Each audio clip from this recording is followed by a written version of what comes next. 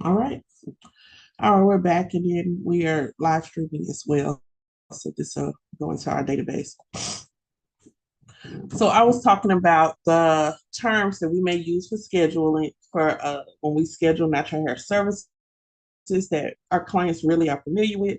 So it's just like natural hair has its own language, its own lingo. And I was talking and breaking down we talked about big chop, and that's just cutting off the relaxed or chemically treated hair. You just look, let me just go ahead and get rid of all of it and start fresh. And then we looked at the term co-wash. And I was explaining about co-wash. It is basically you shampoo and conditioning the hair at the same time. I am not a fan of co-washing. And as an educator, I do have to share with you the deep characteristics of both. And, of course, you make a decision, but shampooing is um, on one side of the spectrum, and then conditioning is on the other side of the spectrum. All right. So shampooing is supposed to pull, supposed to strip, supposed to pull away, or sweaty dirt, anything else that's sitting on the hair. That's its job. Conditioner allows the pH of the hair to become even more balanced. The hair becomes softened, and so it gives us more manageability. All right.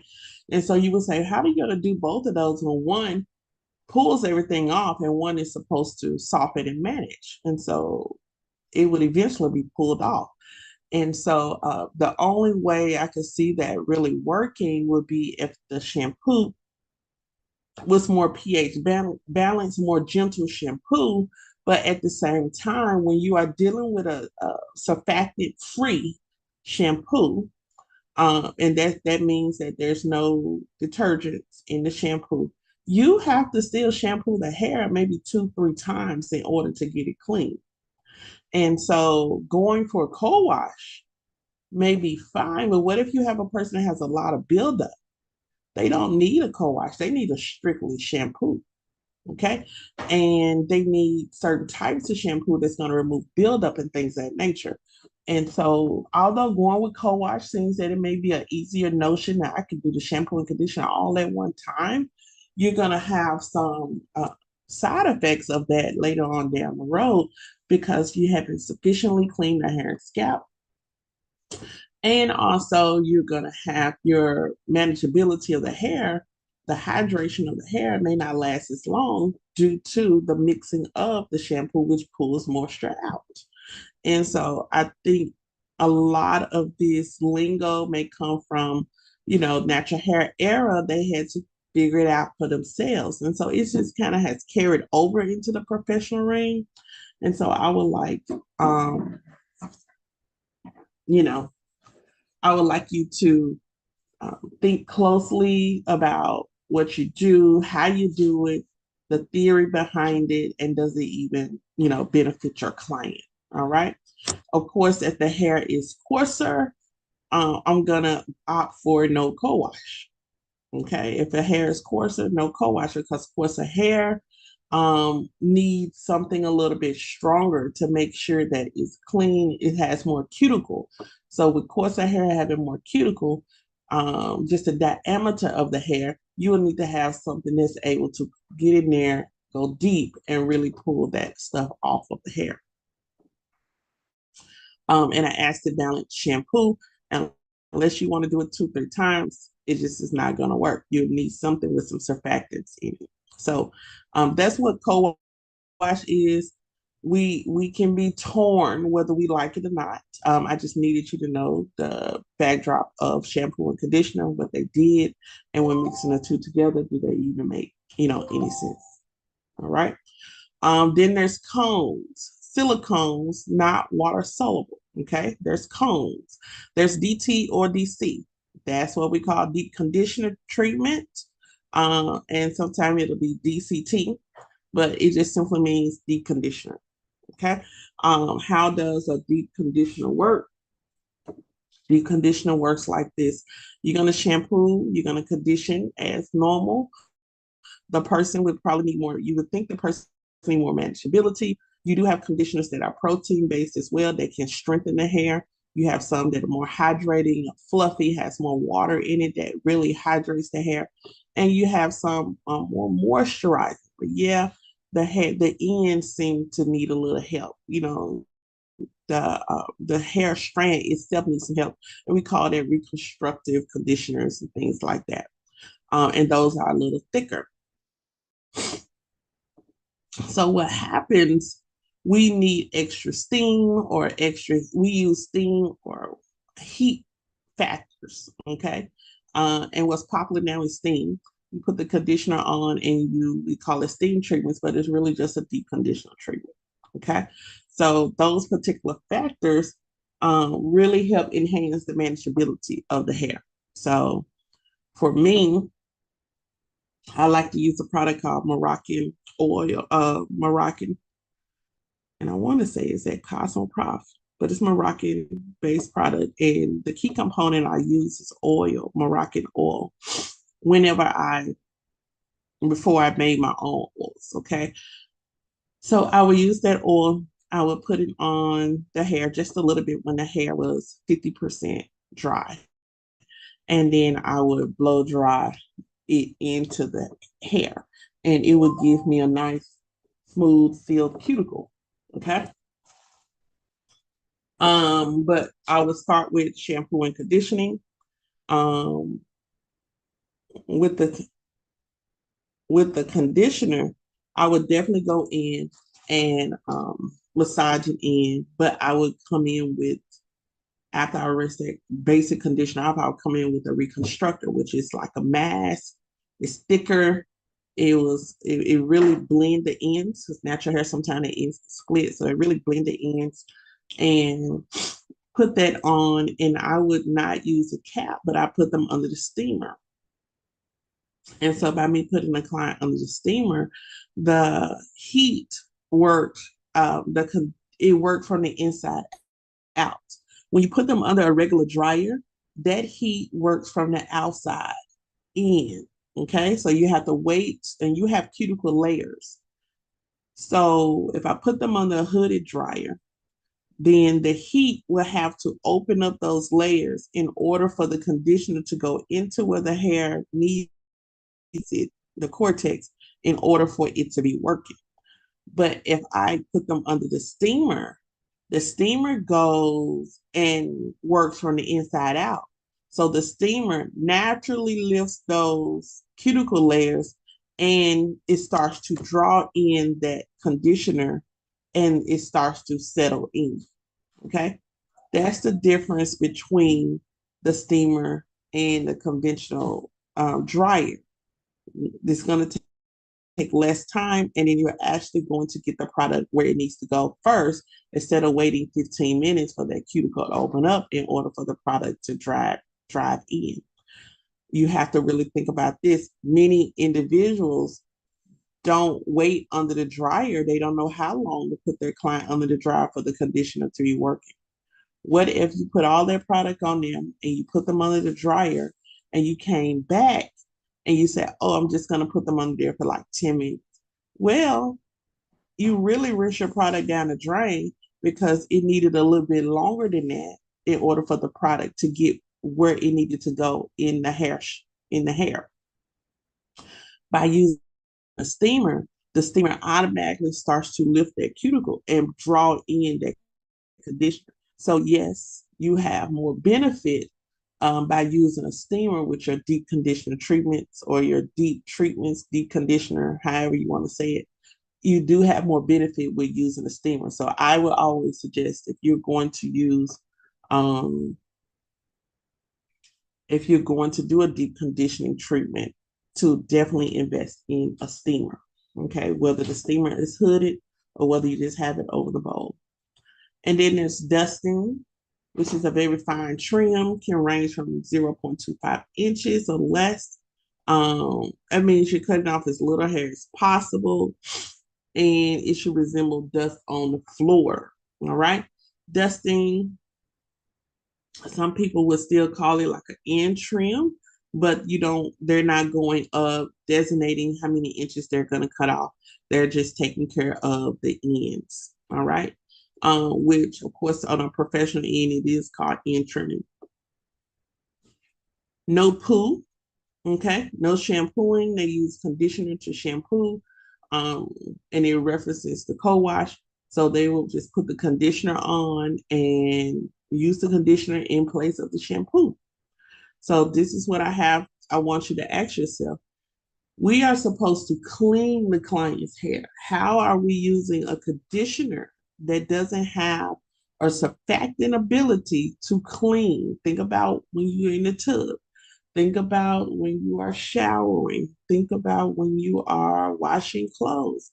There's a detergent, there's a body wash, there's soap that gets rid of all of that dirt. All right.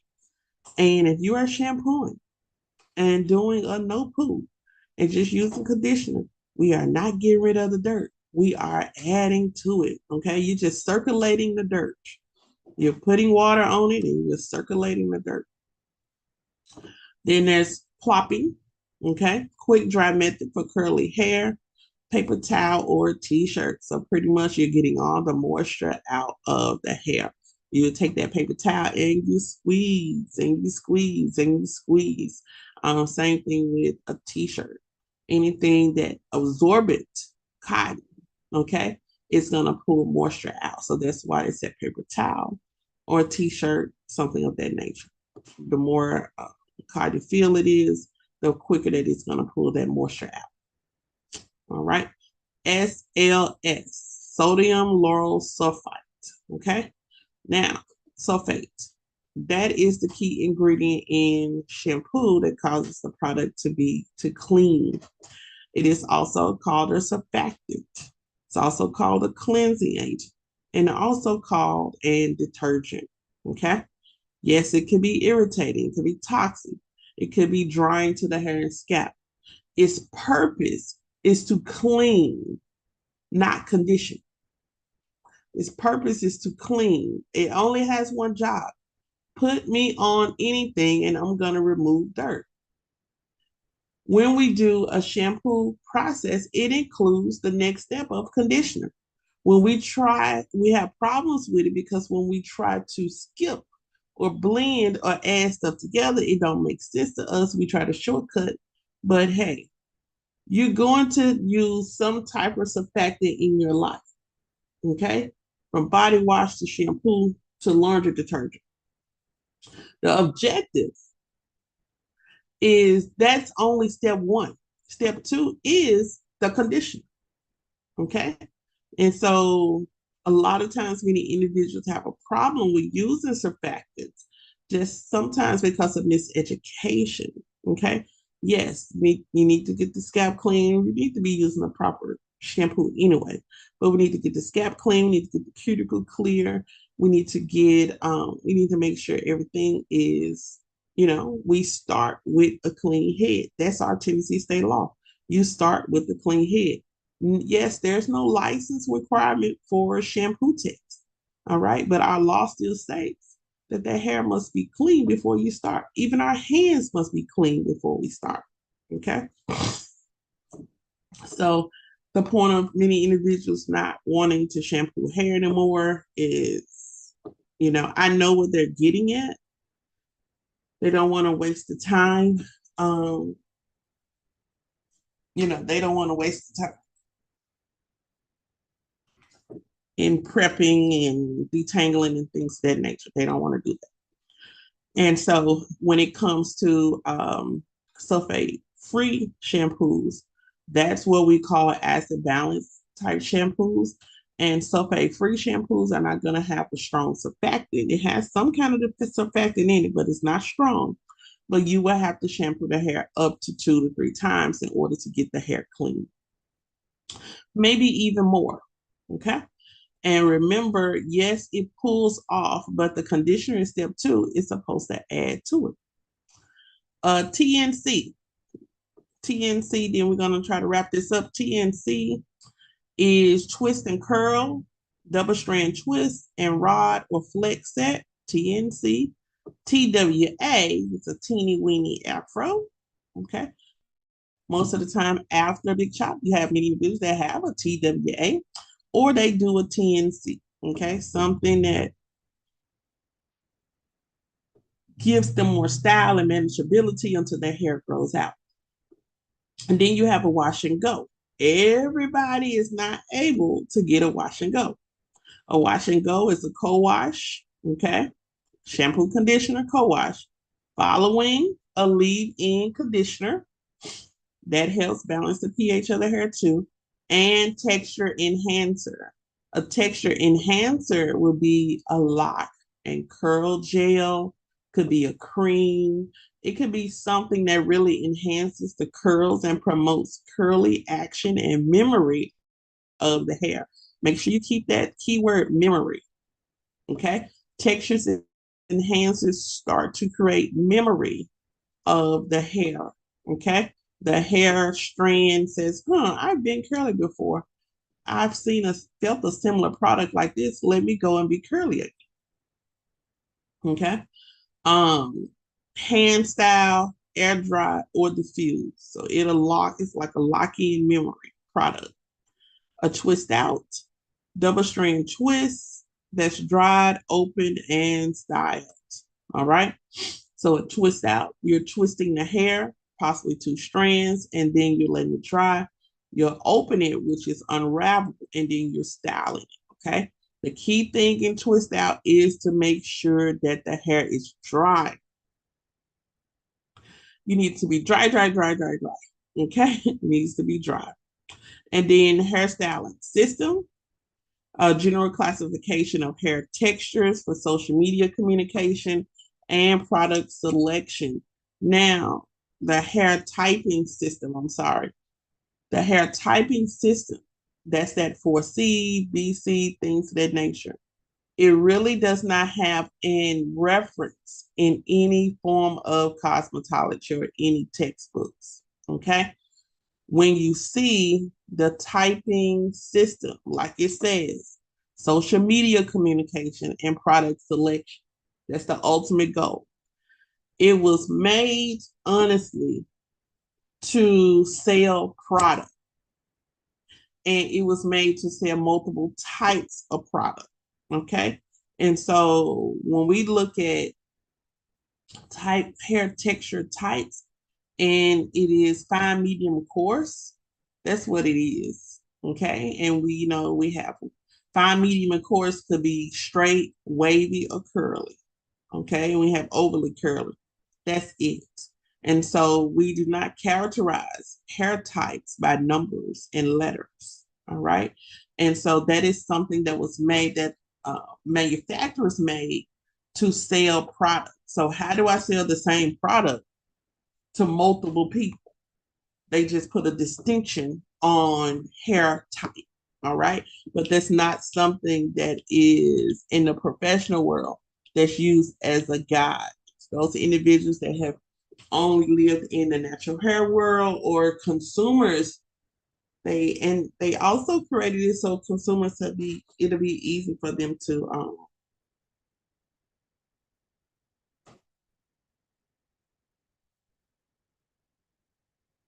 just easier for them to use.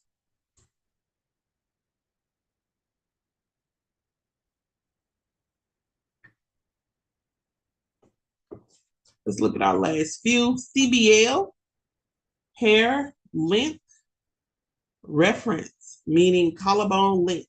CBL. That's a new one. I haven't heard of that one.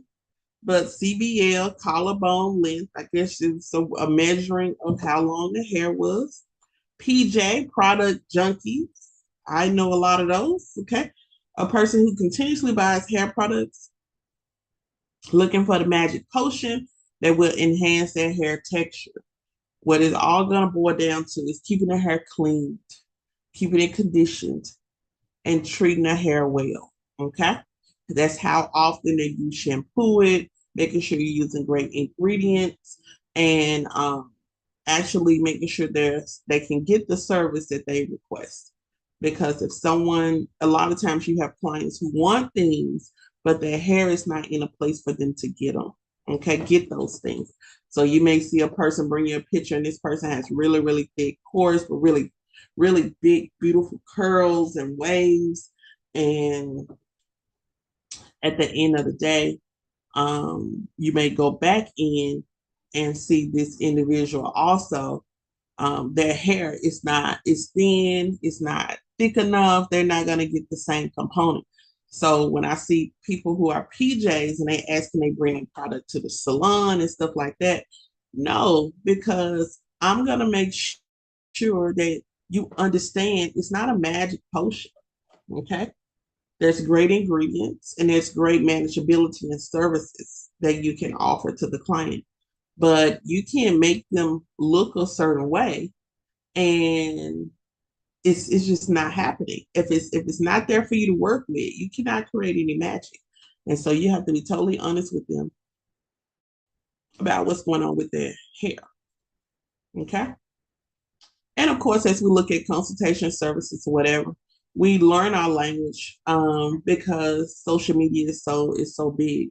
My brother-in-law was telling me this morning that they're putting their phones up for sale on eBay, thousands and thousands of dollars. I was like, oh, I want to do that. I I put my said the same thing. I want to do that because look, I ain't got no 800 some people on TikTok. Hey, take it. I could use the money to take care of bills now. So if you feel like that's what you want to do, hey, let me make sure, let me get my business, let me get all my details out and you can have it. I will ship it over to you. So I said I was going to look into that today on eBay. When you find out something, you let me know, and I'll find out something, I'll let you know. Because these phones, Okay. I'm not connected to that phone like that. Right. It's a 15, yeah, it's a 15. I even go get them a new bag, a new case. It is a 15. I get anything they want on it. Baby, you can have this phone. And when my sister looked at it, when I saw it, it was 10,000. A couple of days ago, she looked at it, it was like 28,000. Yeah, when she looked at it, it was up to like 28,000. He told me on eBay it was like almost 100,000 now. And I was like, what? For 15? Yeah. I said, I wonder um whose person. I guess they got businesses on there, or they do a whole lot with TikTok, I guess. I don't know. But I didn't take it off because I didn't know, I didn't really care about it that much. But if they want to purchase it, hey, you can have it. I'll make sure it's good. At all costs. Welcome, Kanisha. How are you? I know you're on early. I'm still in with our natural hair, so you just jump on in. As we look at some consultation questions, it seems like every group has been on consultation, consultation, consultation. But as we look at some consultation questions and we learn the language of some of the um, things that our clients, our consumers will ask us to do, just having those abbreviations, those menu items in the back, you tend to already know what the clients are talking about because they do pick up a lot. And it didn't say particularly which social media platforms, but honestly, TikTok and YouTube is where a lot of natural hair clients live in that space. And so they're understanding, they're like, YouTube and TikTok are what we call launching pads, but they are platforms where you learn and platforms where you teach. And so many individuals that don't know about something, they would instantly go to YouTube or TikTok because they want to observe, they want to know they're going to be taught something. And Facebook and Instagram is not perceived as that. You basically are introduced to something. It always will live in that space. But if you want to learn something, you want to interact with more people, your followers, subscribers, and people have thousands and millions of followers and subscribers. Really, you want to go somewhere where you can pull up. I can go into TikTok right now, Google, and put in anything, and it'll act like Google. It'll act like a Google search engine. And I can instantly learn anything I want to learn. At night, when I'm trying to get my mind off of my mom and hospital and stuff, At night, I will look at line dance videos. I'm telling you now, that's what my search engine looks like. And food, how to make certain foods, whether it's cookies or pastas or anything. Am I cooking those foods? I'm adding them to my library. So many saved videos because I'm saying I'm coming back off of it. I'm coming back to get it. And I just want to save it. So pretty much, or I'm screenshotting saying I'm gonna go back.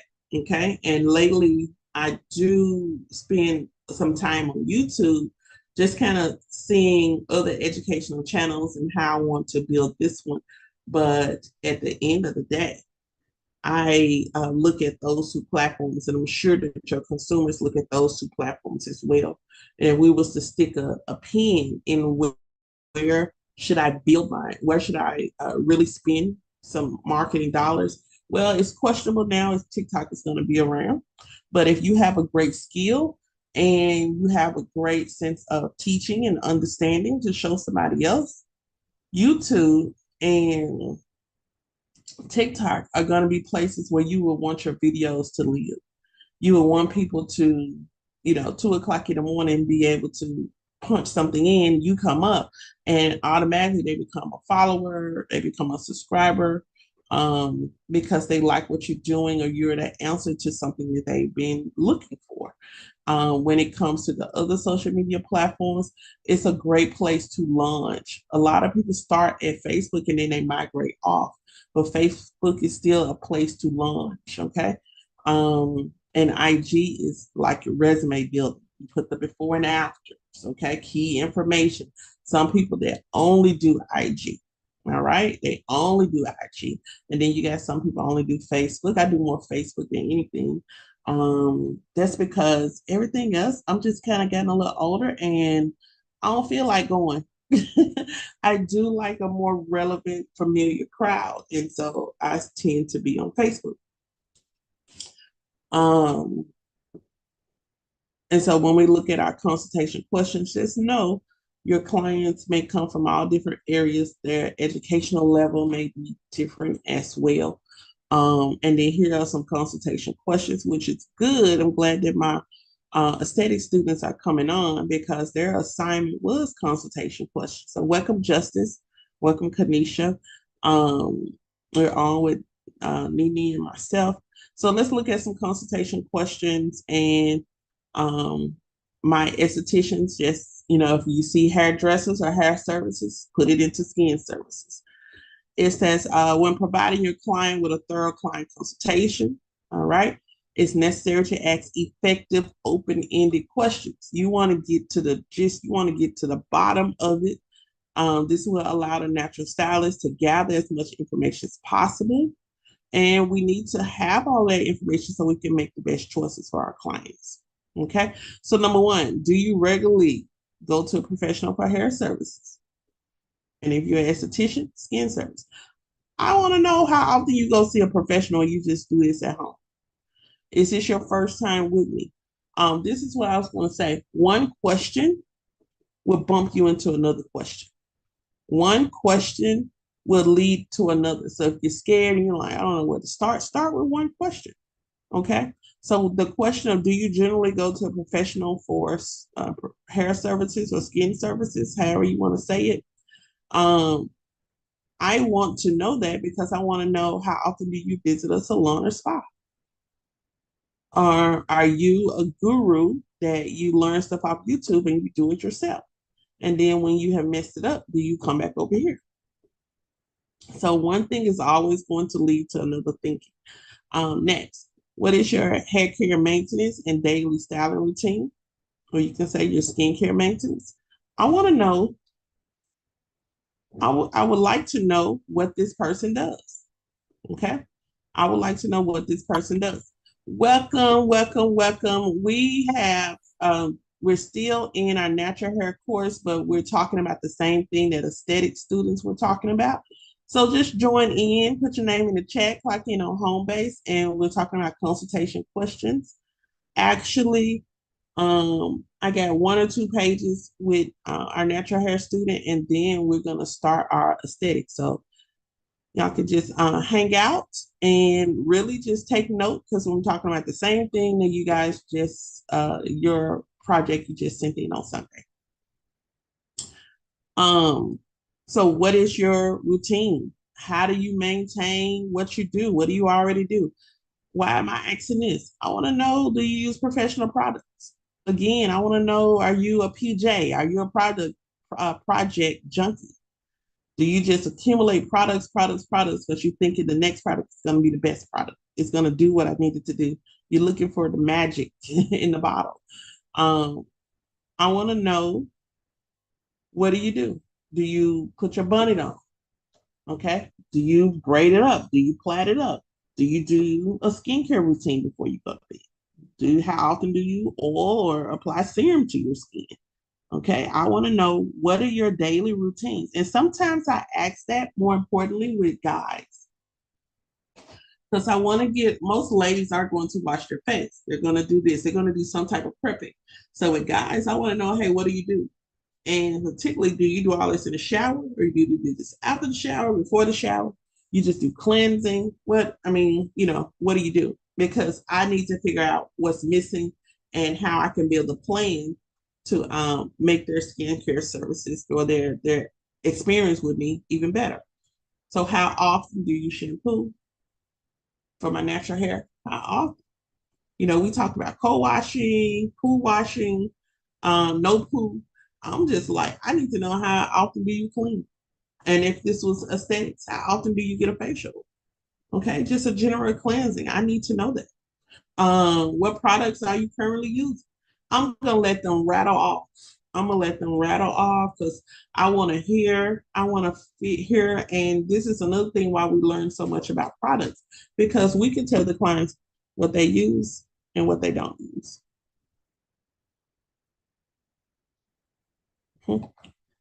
We can tell the clients whatever they use. You know, at the end of the day, when we look at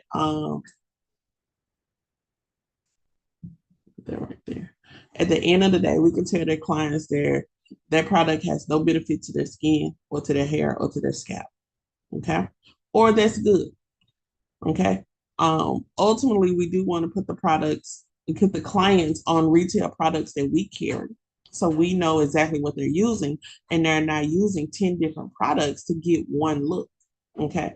A lot of that is unnecessary, but they are so prone to doing it because they get a lot of their information off of social media. And I told you, this is where the opposite, the bad effect of TikTok and YouTube is that they start buying everything and not giving that one product an opportunity to be tested and tried to see if it really works. They just go over to the next thing. What detangling tools you are currently using. This is going to be good for natural hair students because at the end of the day, if you're just raking the hair, you're not actually detangling, you're not combing the hair, you're not taking it from root to end, you're not, it could be a lot of issues. You could really turn up damaging the hair more than benefiting the hair. Okay. Same thing would go for my skincare professionals. What tools are you using? Use an extractor tool to get your blackheads out, or are you using your finger? Okay. I'll need to know. Those questions will come up. So, and we want to make them as simple as possible so the client doesn't feel like they're being tested and they don't know because I don't understand the question. You want to break it down to them as simple as possible. Are you using any heat applications? So of course, with natural hair, you do heat less, more so heat less styles. Okay. If you are doing some type of heat styles, you will definitely have an area of education talking to your clients about over processing. You will talk to them about the different plates. There's different types of flat irons. And so, with some natural textured hair, the cuticle is not thick. So, when you have thin hair, sometimes you have a thin, that means that the strand is very thin. And so if you put a dap of heat on it, it's going to get really straight. But if you put, and let's say ceramic heat, it's going to get really straight. Whereas someone that has really coarse hair, you put ceramic flat irons on them, it did nothing. It's just going to still be puffy. Okay, so there's another plate called titanium plate flat irons. If someone has thin hair, thin texture, and you put that titanium on, you may burn that hair because it's too much heat coming out of those plates. Okay. And those titanium can go to 450 degrees, 460s in some cases.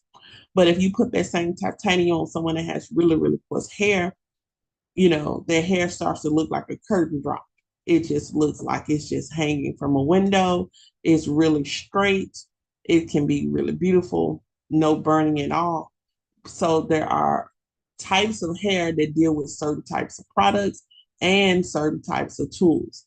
And so when you wet a person's hair, especially a natural hair person, you wet their hair, you can smell if they've been using a lot of heat and if their hair is burnt. Okay. You can start to smell it if they've been over processing with heat. Um, you definitely can.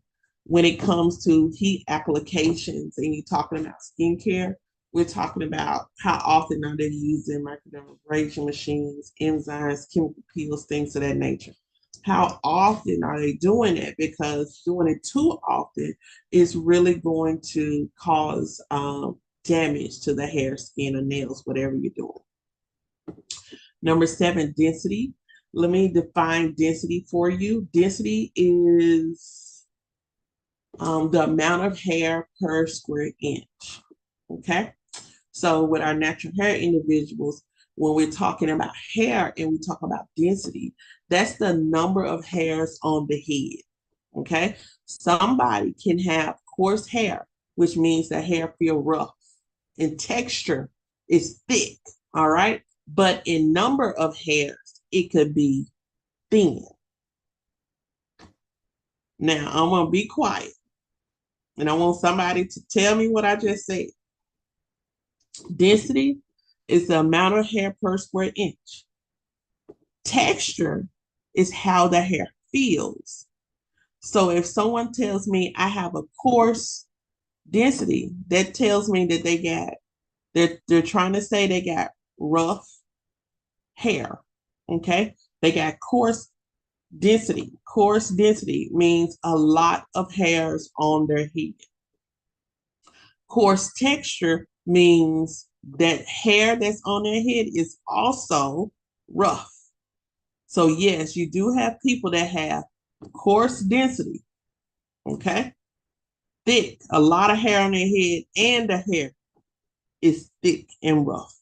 And sometimes, how do we know that? You can part this person's hair, and if you part it straight down the middle, and if you let the hair grows back together, and you can't find your part.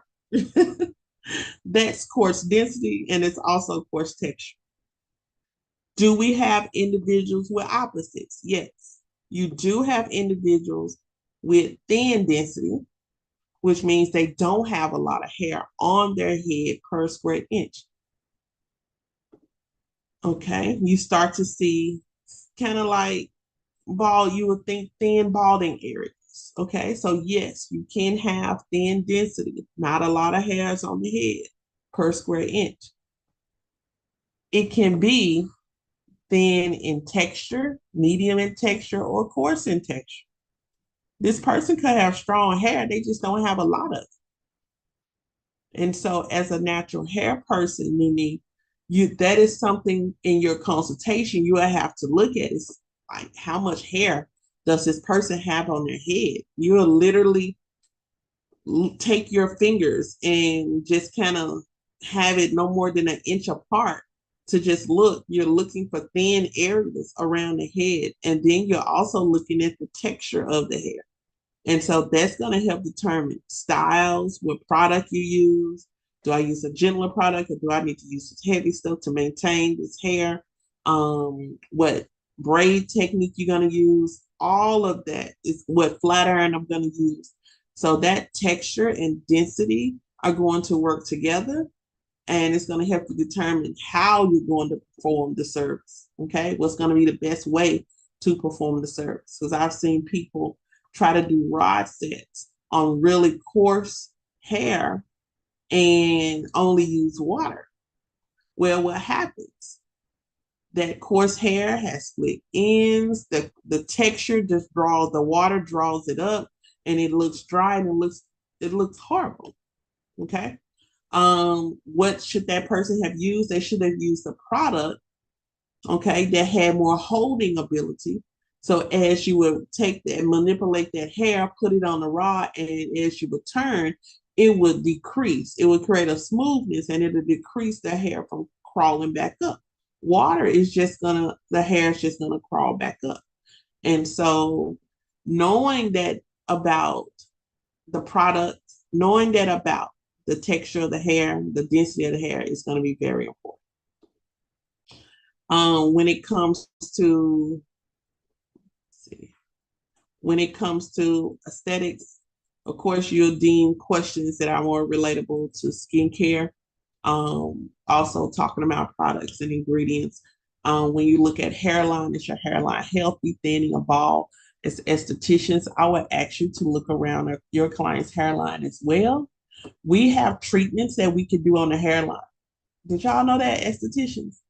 We can service the hands, the feet.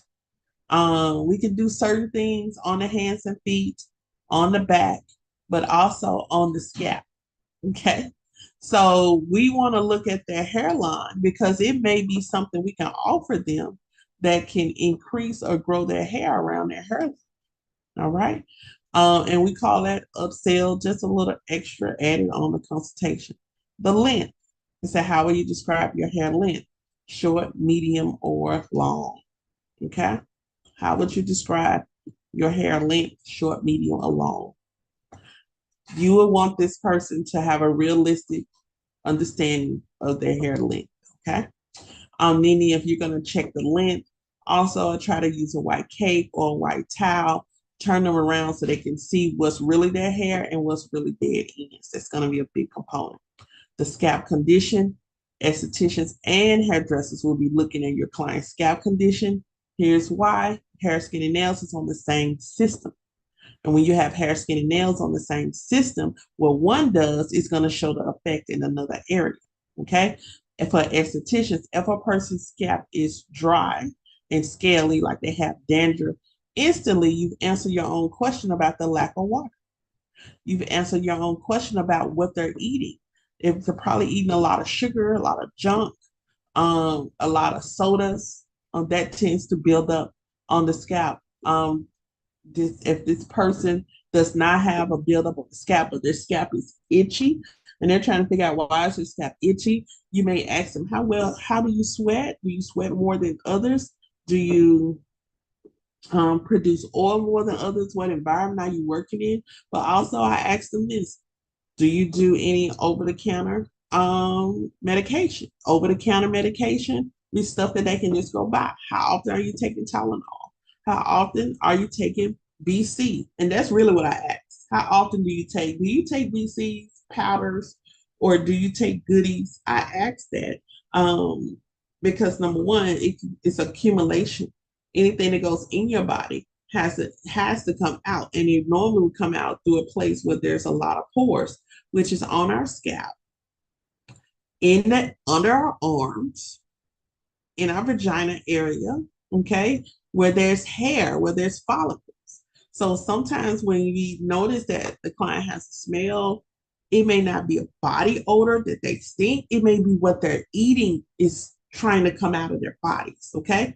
And when they're warm, when they're hot, their body temperature rises and whatever's in their body tends to come out through those pores. So you start to smell food, you start to smell food, you start to smell different other things that they got going on in their body that starts to come out. So take heed to that. But I always ask, do they do goody powders and stuff? Because medication takes about 9 days, 6 to 9 days to go throughout the body, and it comes out through the pores. All right.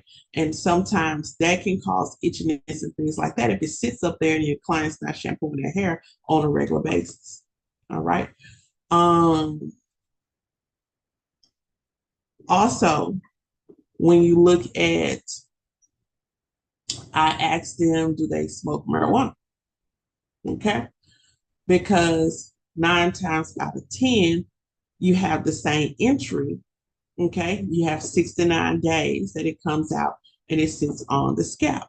This is where um, your employers want to do drug testing.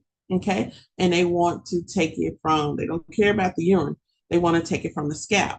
Well, y'all, by the time that it raises to the top of the scalp or raises to the top of the follicle, that residue is inside of that follicle.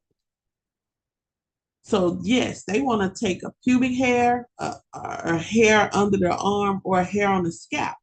And no matter how much you shampoo it, that bug, that DNA of whatever you got, it acts like DNA. There'll be a trace of it on that hair bulb or from that follicle. Okay. And so that's why they like to do, you know, whatever drug testing with the hair. And so this is important if you have individuals who get relaxers, you have individuals who are always talking about the scalp is itchy, but they never shampoo, they only shampoo once a month. It's gonna be like, you're gonna smoke or you're going to keep your hair and scalp clean. And so if they smoking every day, it's going to smell horrible when you open up their hair. Okay, when you take the braids down, when you take the sew-in down, because all of that they put into the body has to find a way to come out, and it will come out and it will sit on the scalp until you rinse it off, till you clean it off. The same thing with underarms, the same thing with pubic areas. Okay, um, that has always been a thing. So that's good for estheticians and cosmetologists to know as well. So we talk about scalp condition, hair condition. All right. And I'm visual. I'm gonna let the client talk, but I'm visual and I'll be taking notes. I know if the hair is dry. And here's the thing: if the skin looks dry, estheticians look at their hair. If they got a wig on, look at their nails, look at their cuticles. It's gonna tell you whatever happens to one part happens to all three. Okay, and so just take that note and trust yourself with what you see. Um, Number 12 and number 11, where it talks about hair or whatever. Nene, you're in natural hair, it's gonna let you know. Also, I don't care how big or how small they want those braids or sew in how much tension they want, the locks or whatever. The condition of the hair is going to determine if they're able to get that. Okay, so if their hair is weak and brittle and it's breaking, I probably wouldn't put a lot of weight on it. I probably would not put it into a more stressful environment. Okay. Um,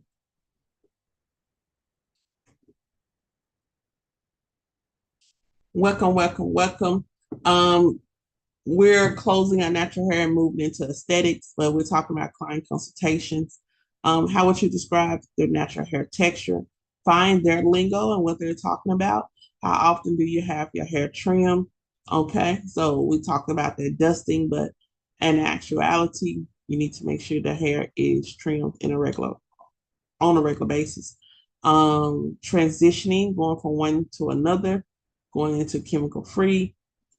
Your hair and scalp creates a memory and it knows when it's had relaxer the last time, it knows when it's had the last cleanser the last time, the last mask. And so transitioning to a different routine to sometimes cause you a few issues. All right. So your skin, hair, skin, and body just needs to get used to the new routine. Don't feel any kind of way like, hey, this is just a transition period. After about 3 or 4 weeks, you should be good. And so the cutting relaxer, we talked about it being a big chop. And many people would do that. And then you have protective styling. What falls in line to protective styling, what you need to understand. Most people think protective styling is braids, okay? And so if braids and sew-ins are protective stylings, you still need to make sure that that hair and looks amazing when you take it down, okay? No additional stress. All because it's protective styling, that does not mean it stays up 6 months, okay? And so we got to make sure that when we take the style down, that we also have hair, and we did not defeat the purpose of putting it up to preserve and to let our hair grow, to not put our hands in it. We neglected that. One more thing when it comes to protective styling, and this is good for SDs as well, is knowing what products and fibers your clients are allergic to. Okay, so if you're going to braid a lot, you need to know about the different types of braiding hair. Okay, micro synthetic fibers, mono affiliate fibers. That simply means braiding hair.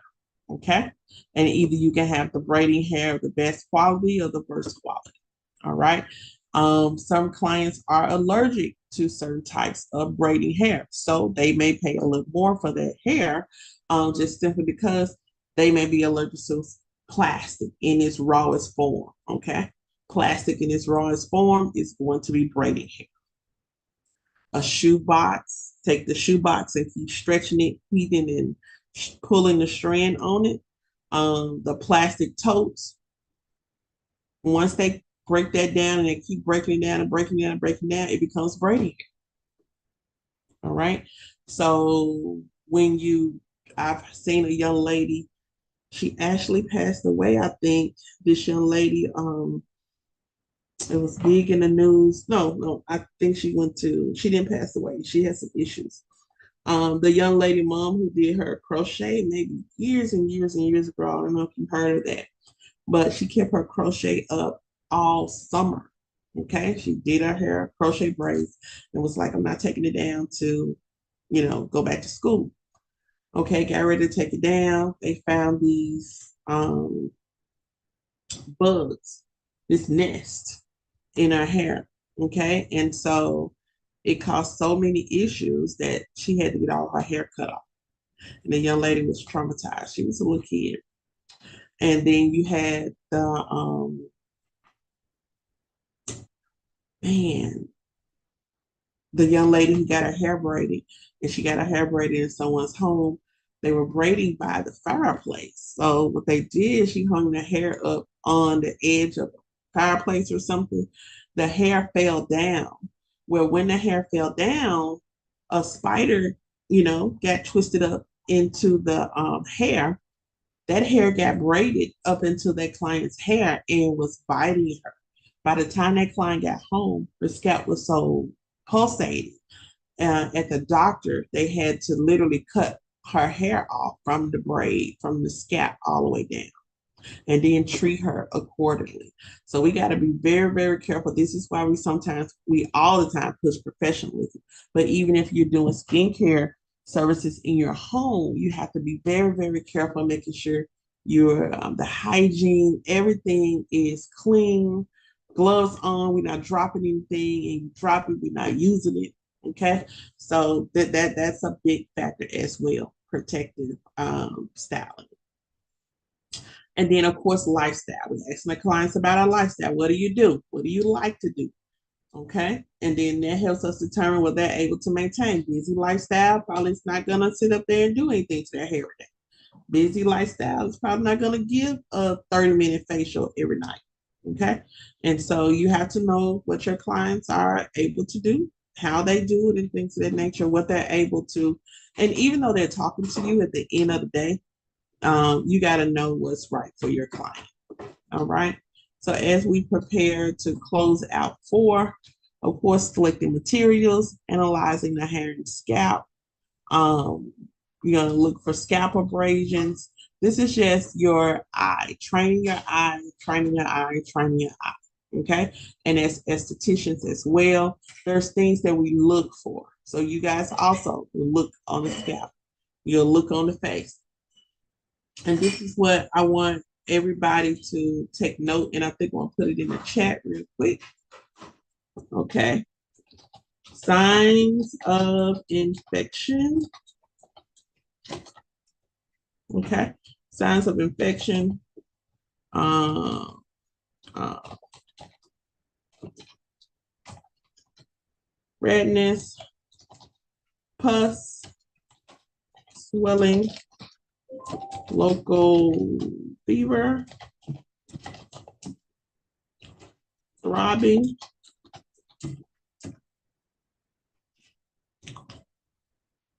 and pain. All right, guys. Normally there are 6 signs of infection. All right. I want you all to take note.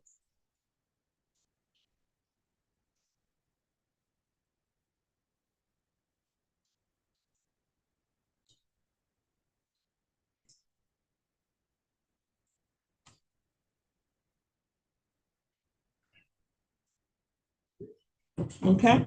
So for SDs and natural hair, I want you to take note. Whenever you see these in your consultation, it should warrant a stop.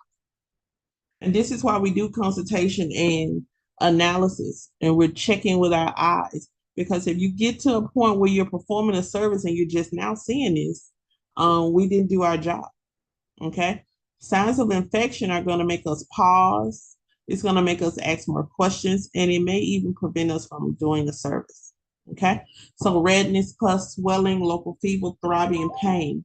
When the natural hair professional is preparing the service, you're naturally going to look throughout the scalp. Any signs of these infections, any of these signs, you will not perform the service. All right. And you'll say, Ms. Cost, what is throbbing? You know, if you've ever had a spider bite, you can feel that, like that heartbeat underneath. That's throbbing. That's signs of infection, local fever. There's one particular area that it is hot. Okay. And then there's pain, there's pus, there's redness that tells you there's inflammation, there's infection brewing in a certain area. We're not going to be able to do the service, whether it's hair or skin or nails. Okay. So make sure you just check the chat for that. And that's the same, looking for that on the scalp, you're looking for that around the hairline, you're looking for that on the face. Okay.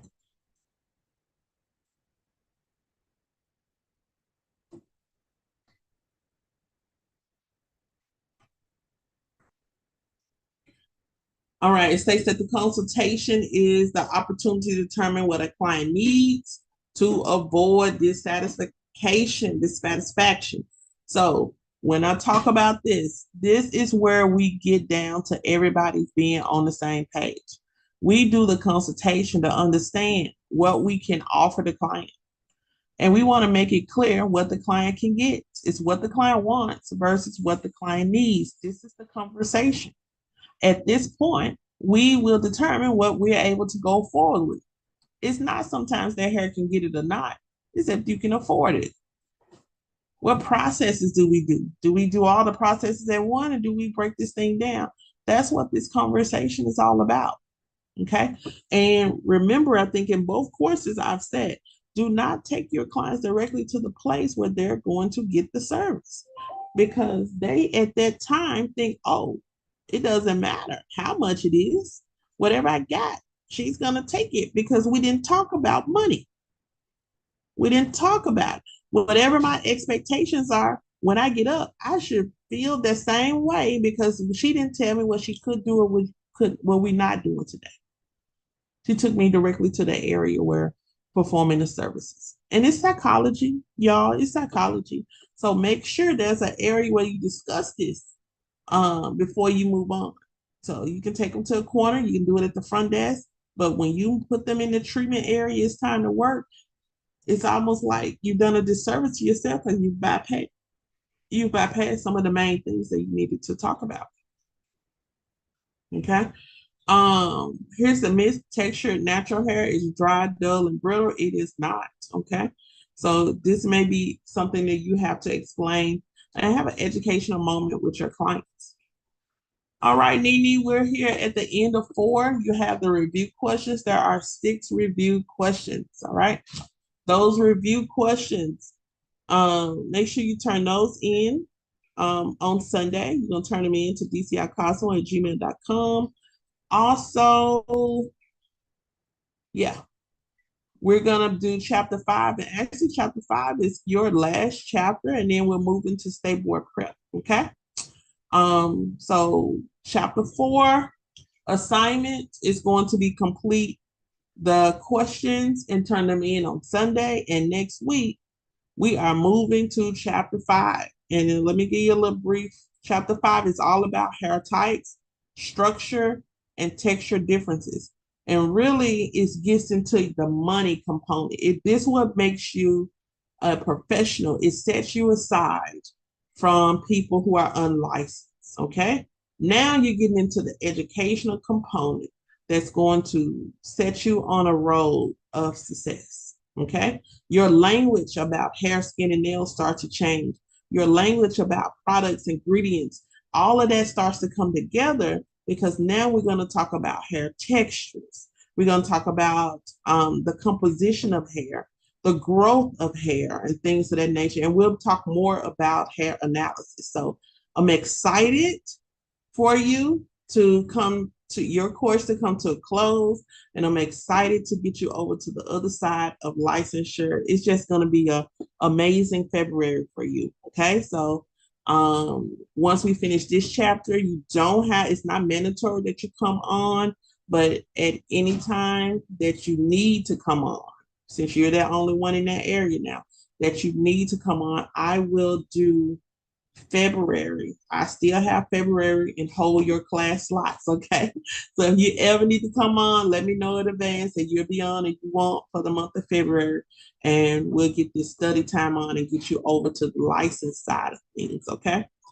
I'm excited. That's going to conclude natural hair for today. I hope my estheticians got a lot. Can my estheticians unmute? Did y'all get something out of that?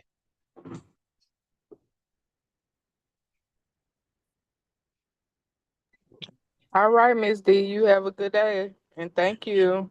No problem, Nini. And if you need to jump in, feel free to jump in any of our courses, okay? All righty. Awesome, awesome, awesome. All right. So, my SDs, all right.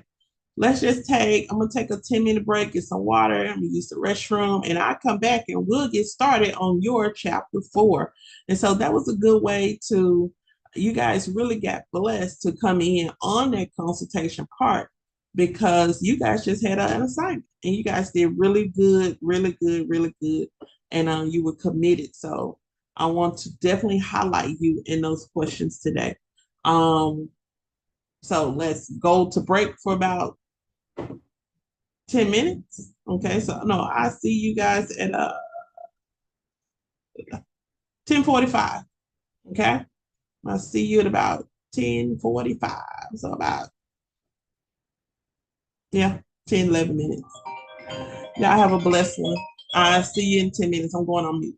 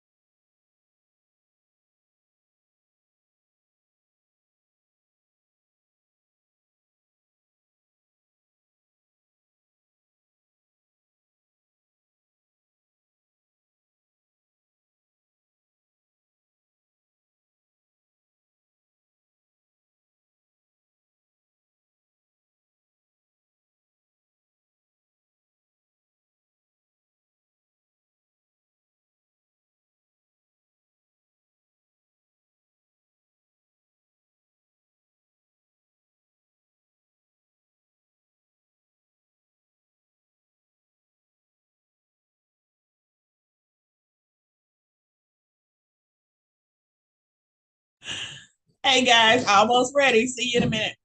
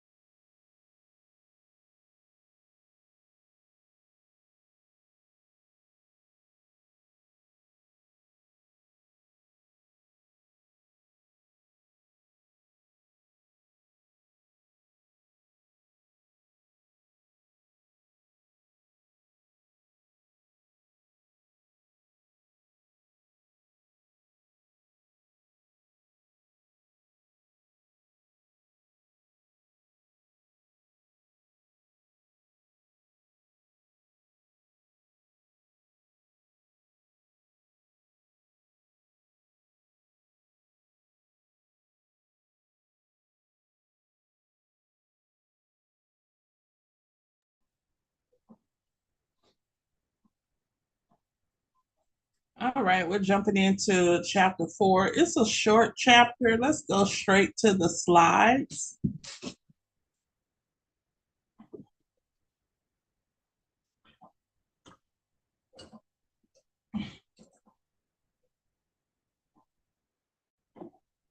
I hope you guys have had a blessed and amazing weekend. Let's see how many slides we got. We got 37 slides.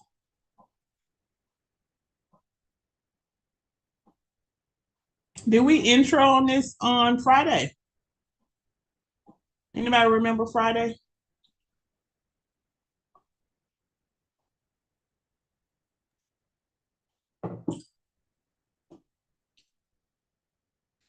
Okay, awesome, awesome, awesome. Thank you. All right,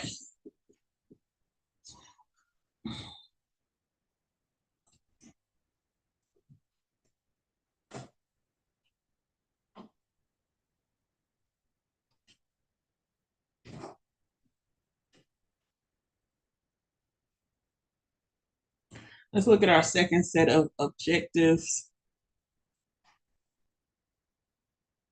Okay, I do remember this. I think I was telling you guys about, I think we recorded it also, that how the state law references if you're sick with a contagious or communicable disease, which is common cold, you're not supposed to be at work servicing your clients. You actually can be fined for that. They can report you.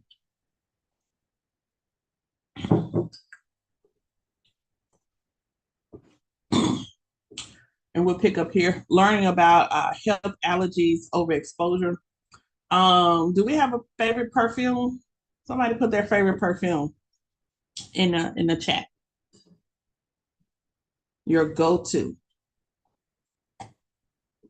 Yeah, I'm just finding out that people have Sunday perfume and date night perfume, date night colognes.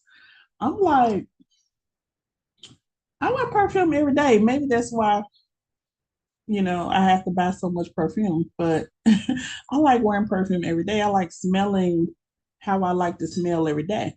What I've had to do as far as work, I like to wear something light. So it has not posed an issue with anybody at school or anybody at work saying that it was too strong. I like something light. I feel like there are fragrances that are too mature for me to wear.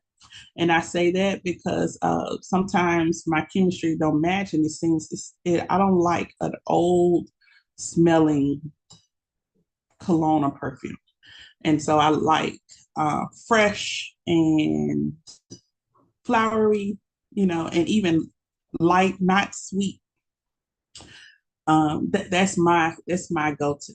Okay, and I share Valentino. Valentino. Born in Roma. That's Valentino, right? I got I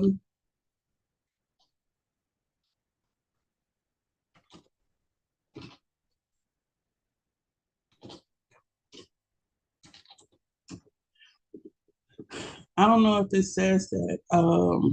I got limoncello. Okay, born in Roma. I've been thinking about adding that to my collection. I got the lemon one, but you know what? I like the Valentino for the guys. Light is for everyday wear. Okay, okay. You make me feel better, Justice. Raquel says not really a perfume person, but I like Valentino. Really? You little grown folks. Justice for date nights. Okay. Y'all gonna make me go get some born in Roma. Okay, okay, okay. I might put my eyes. Okay, different roll-ons. You know what? Actually, I had a roll-on the other day I got from Seeds. Seeds on Winchester. It was more potent than the perfume. I was like, I may try this, but I can't do a lot because I like something light. So I just, one little bit. But yeah, I am gonna use some roll-ons. Prada and Daisy Love. Is that Marc Jacobs? Daisy, is that Marc Jacobs? I like I do like Marc Jacobs. Daisy is great. But what's the one before that came out before Daisy? I forgot.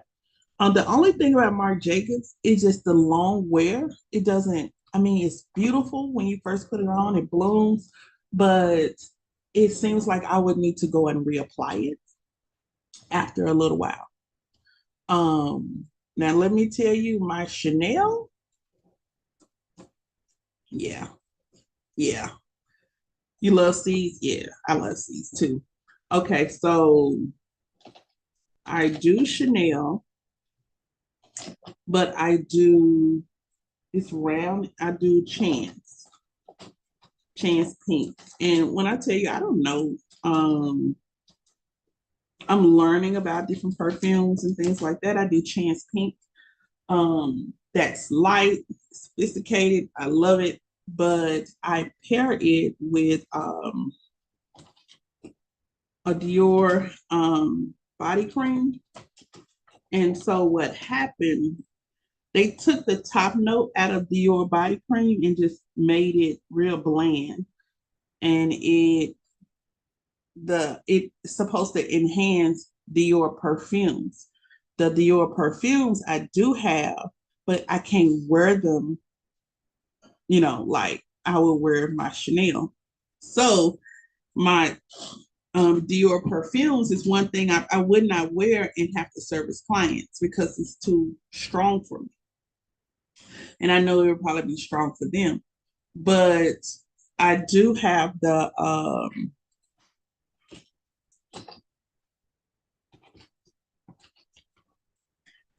body shimmer.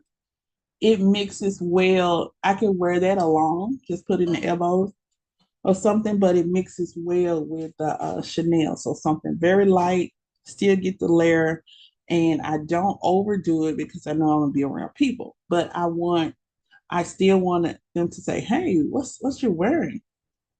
That's a thing for me. And so when I'm date night, oh yeah, I'm putting it on. I'm putting it on in the right spots. I'm learning about the right spots, but I'm putting it on. But as far as going to work, I'm not layering it. I feel like date night, yeah, I'm put out all the stops, you know. I want when this date is over, you said, man, I remember how she smelled. So that's my thing. And I'm going to church, I'm putting it on. Okay.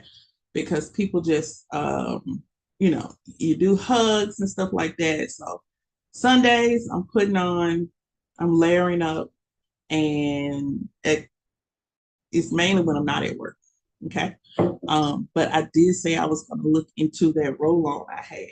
And I don't know which one it was, but it was powerful. It smelled good, but I can't use a lot of it. I'm not going to be able to use a lot of it. And particularly, I like Burberry too, but most perfumes I have to use toilet water. And my niece was like toilet water, but it's lighter.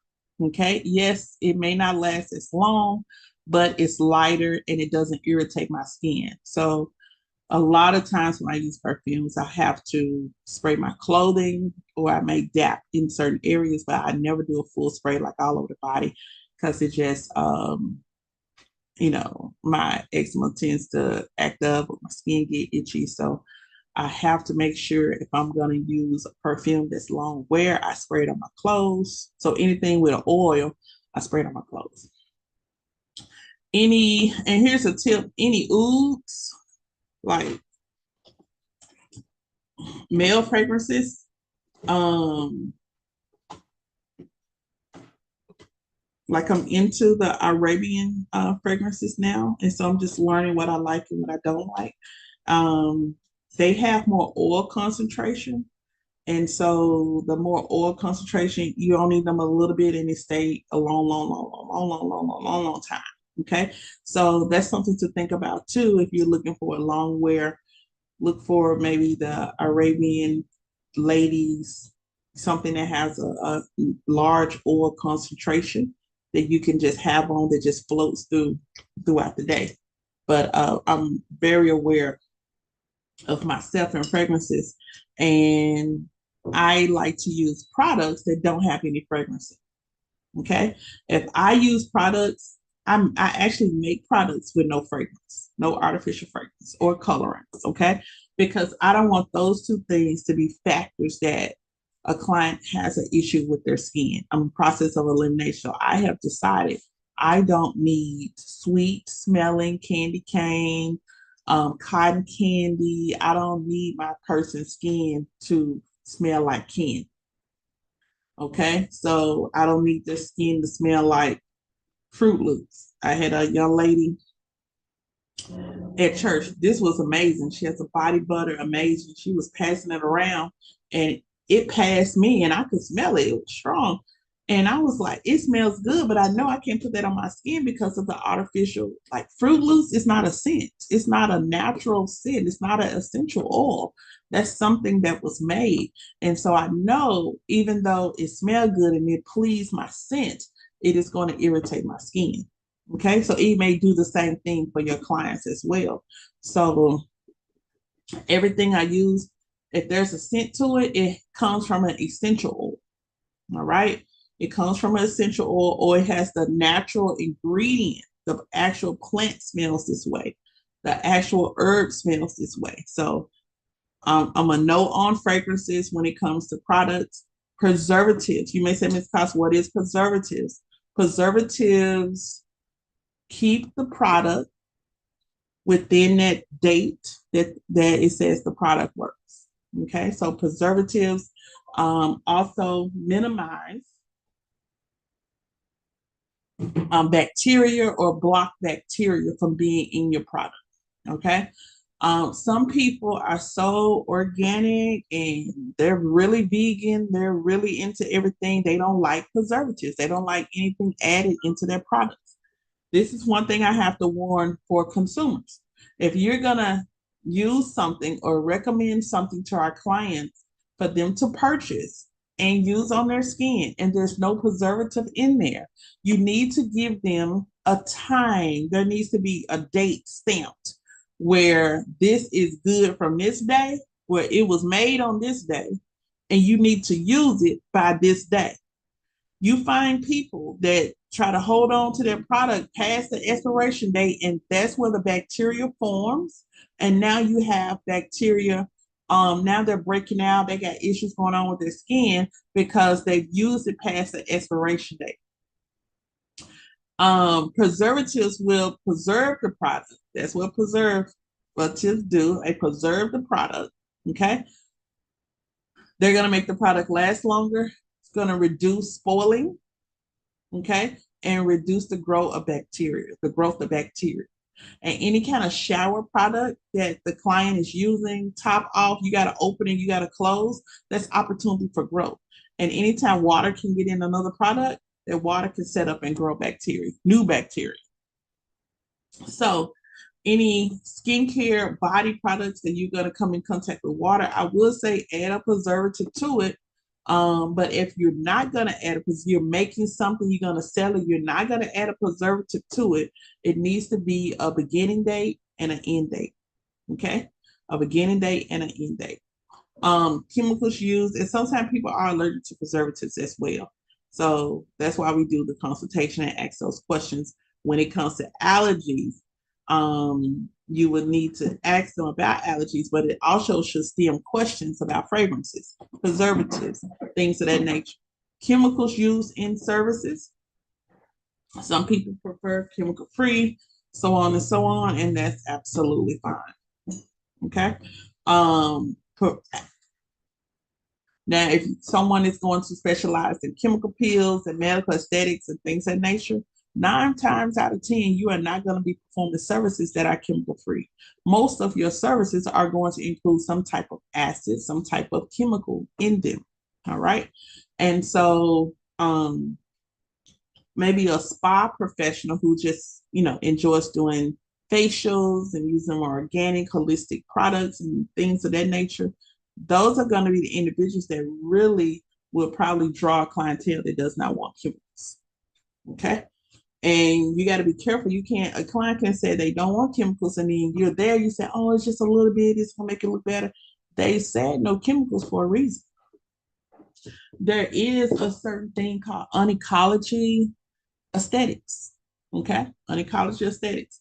And that is pretty much estheticians that specialize in cancer patients. So your clientele would be going into cancer, coming out of cancer in relationship to something involved around cancer.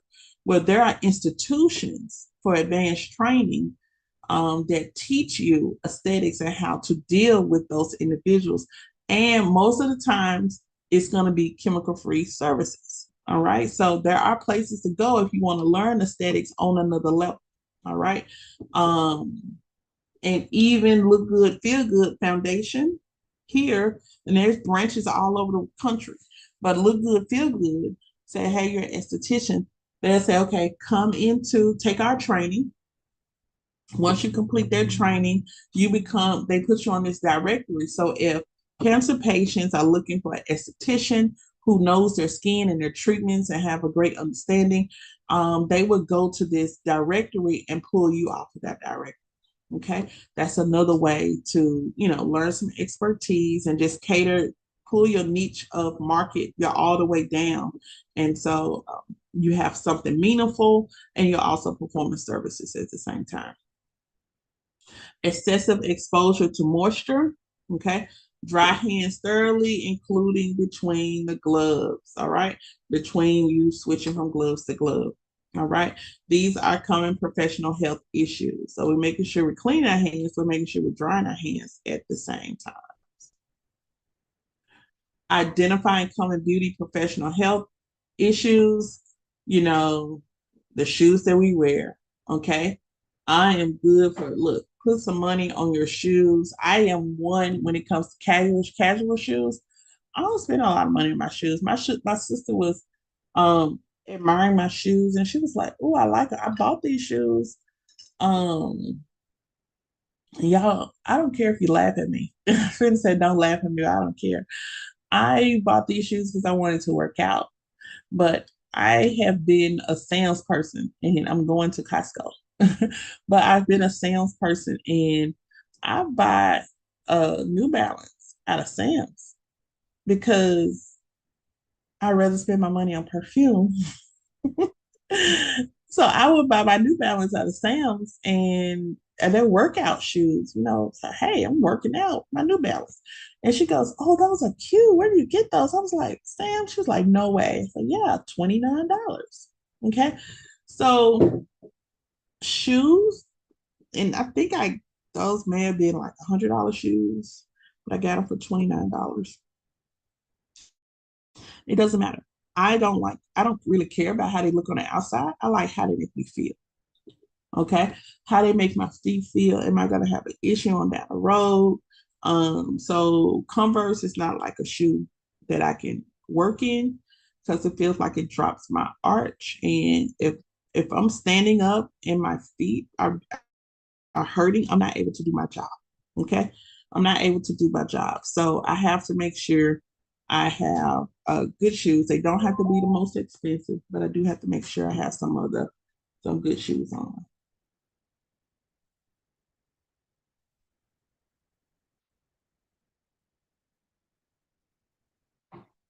Yeah. So and that's back, hip, and foot pain. What you will learn is there's a small tendon in the base of your back, the lower part of your back that connects your butt muscle and your back muscle. Okay, and it's a little small rubber band. Well, some people feel like, oh, my back hurt, my leg hurt. It's not that those muscles are hurting. It is that too much tension on that little tendon, that little rubber band. So a lot of times we need to spend some time in self care. And it's not always getting our hair and nails done, it is massage. Okay. I got a friend every Monday, she goes for a massage. And you know what? She has the longest longevity in the salon. She can be in the salon as long as anybody. And it doesn't bother her because she takes care of herself and she eats right. When we're together, we don't eat right, but when we're apart, kind of eat right. And she has motivated me to get weekly massage treatments. If it's just on the feet and the legs, or it's just on the back, but she really takes care of herself. And mainly, we focus on the back and the legs. And so we're much older than some of the younger professionals that are coming in. So just take that as a note. Take care of your back, take care of your legs, take care of your hands. Because if those are the key components that keep you making money, what happens when they're faulty, when they're damaged? Your money flow pauses. Okay. So this is another reason we create multiple streams of income, but also take care of the things that take care of us. Okay. Many people just want to jump out and make all the money, but they don't tell you about all the hurt that they put their bodies and minds through. So we want to make sure we take care of those two things. It says footwear should offer support to all parts of the foot, including the arch. Yes. So many people love Converses. They are so cute in the summertime, all the little tea brunches and stuff. But I can't wear a Converse. Okay. Consider support holes or stockings to avoid painful and dangerous varicose veins. Yes, definitely. We got to make sure that we use those support holes. You couldn't have told me this 25 years ago. I was like, no, I'm not wearing that. I'm putting them on. At 45, I'm putting them on because I know the value of preserving the health of your legs, your bones, your muscles, your blood vessels. Okay. Identify common beauty professional health issues, dehydration. We're not drinking the water. How many of you guys are voluntarily drinking electrolytes, putting electrolytes back into your body? And really, what I started doing, and it's either in the cold weather, I've had a couple of times where I've been under the weather, And I had to sit and think, like, how do I heal myself? I know God is going to do everything, but how do I heal myself without having to go to doctors, go to the hospital, buy all this medication? Some of the stuff I just refuse. So what do I need to do? And sometimes I talk to a friend. Of course, I study like herbs and tea. So tea is my first go-to, and tea in Western civilization is a healer. Um, Asian, Thailand, those particular countries, Thailand, they use tea to heal the body. Okay, so our first thing also should be the same thing. Hold on one moment.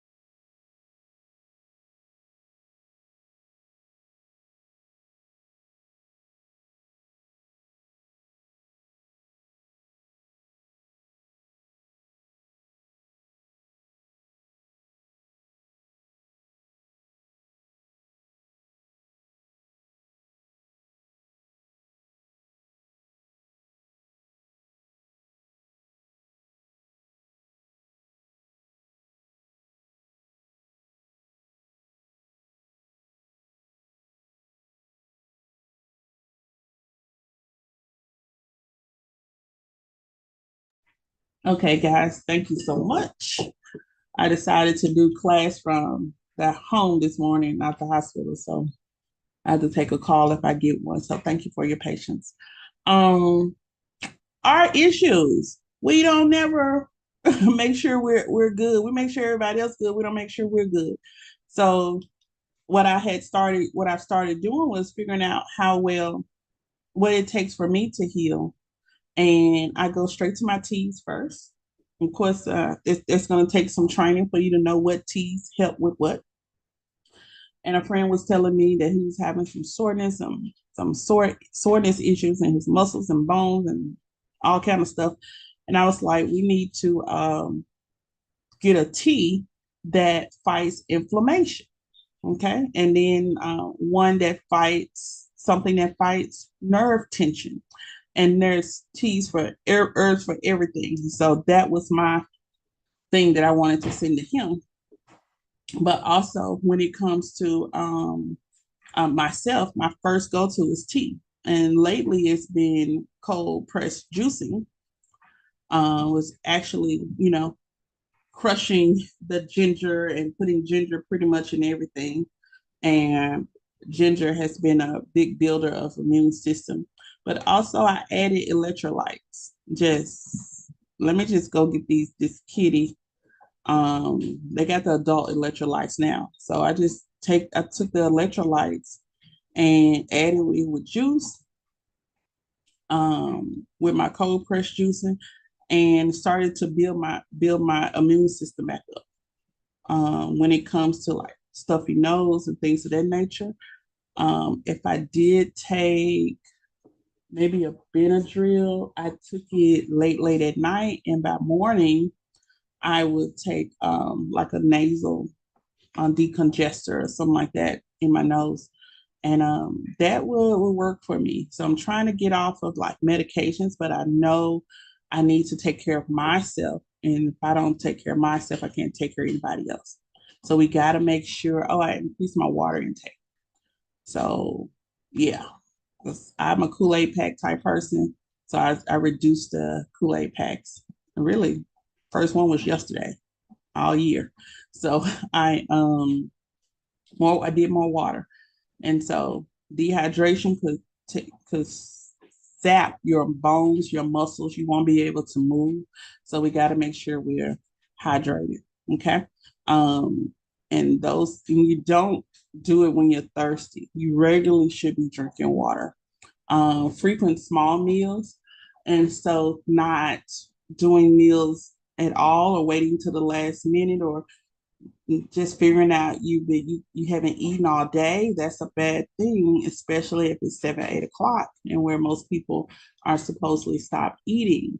And so we could find that there could be an issue there as well. So frequent small meals, and based on I'm just learning so much about myself based on blood type, I should be eating smaller meals and just not so much of pushing my body. So I'm learning how to just don't push my body, and my body says, "Hey, we can't do anything else," but just kind of take care of myself and say, hey, it's been 3 hours, 4 hours. I hadn't eaten anything. Let me catch an apple. Let me catch a bowl of fruit. And I think I'm gonna see changes in energy and everything on down the road. So I keep you guys posted, but same thing goes for you guys as well. Identifying common beauty professional health issues. Of course, hair splinters and cuts. Our skin is our number one protection against disease and bacteria, or well, bacteria infection. And so we need to make sure that our skin stays intact, which means no cuts, no scrapes, and things of that nature. Also, we need to remember the younger you are, the quickly your skin repairs itself. The older you are, your skin is just like age. It starts to slowly repair itself. Okay. And so this is where we have things like stem cell, renewal creams, things of that nature, things that activate the repair of the skin faster. You'll find this in anti-aging products and things of that nature. So just remember, Anytime the skin is cut, it could be an open wound, or open anything for bacteria to come in and to cause a bigger issue. We want to make sure that the skin never gets cut, because even as you get older, it's slowly for that skin is slowly to renew itself and repair itself. Okay, so you may have that wound may be open longer than needed. When it comes to splinters in anything like this nails, whatever, you need to make sure not only do you have proper care, first aid kits, but you get that out as soon as possible. Shelby County, Mississippi River downtown, if you ever know anything about Memphis history, um, you'll have the boats that used to come in, people used to come in through the port. They come in at Tumley Park. And when they came in at Tumley Park, they'll be tested if they had yellow fever. This is when yellow fever was high. Those individuals that had yellow fever could not go into the city. They would have to set up tent in Tumley Park. Okay. They would have to set up tent in that area. And if they made it or not, if they made it and they didn't have yellow fever anymore, they could go over into the city. Um, that was a big thing. That brought about service workers, hairstylists, doctors. If you deal with people, estheticians, if you deal with people, that's called service workers having to have different shots. And so not only back in the day, you had to have your license, but you have to have like a immune record. Um, and I think it was TB. I want to say it was a TB shot you had to have if you was a service provider, because back in the day, in order for you to treat them, you would have to have this crazy amount of protection.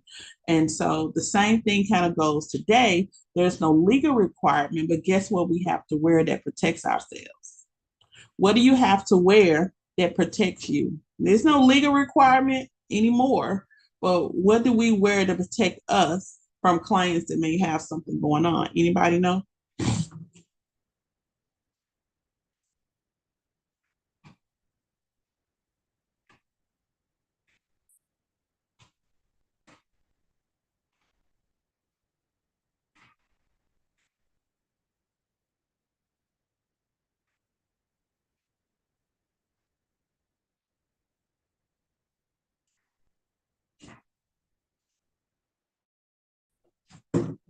Let's go to the chat.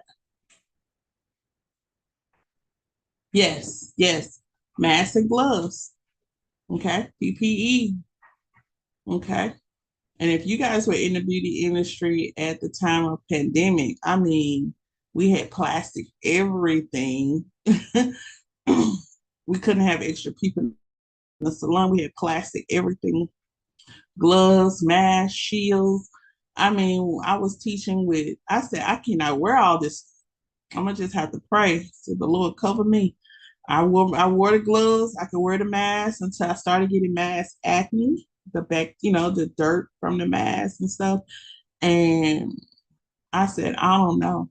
I don't know. We just have to keep it going. But it was masks and gloves.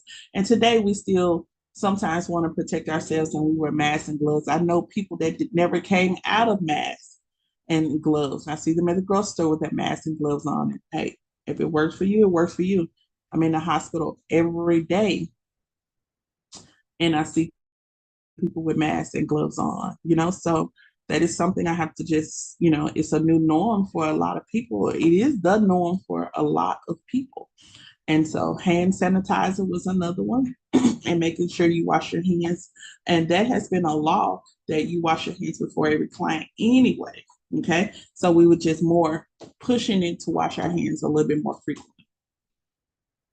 And hydrogen peroxide, of course, is not for open wounds, in which some of us grew up. And anytime there was a cut or scrape, grandmama and them put hydrogen peroxide on. Just finding out at an older age that is not what you're supposed to be doing. Okay. Just simply because um, for me, it just stretched out that area, made it still recreated. It did not increase the healing. So it had no particular factor. When grandma did it, to me, it felt like it was working because she said clean it out. And so sometimes in our just in our nature, our life, we have these myths, we have to learn more about. Okay, protect yourself with proper body mechanics.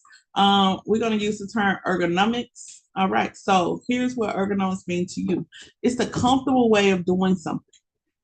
Okay, when you guys start to purchase your equipment and you choose what you like, a lot of times people choose what they like based on how it makes them feel.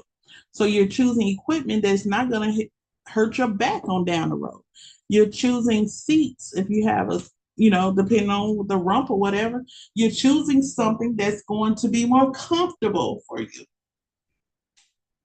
When hairdressers cut hair, they choose the right shears that are more comfortable with their hands when they cut. You choose clothes that are more comfortable with, when you're wearing. You stretch, you turn around. Um, so basically, ergonomics, you want to choose the best thing that works for you and makes your job easier to do.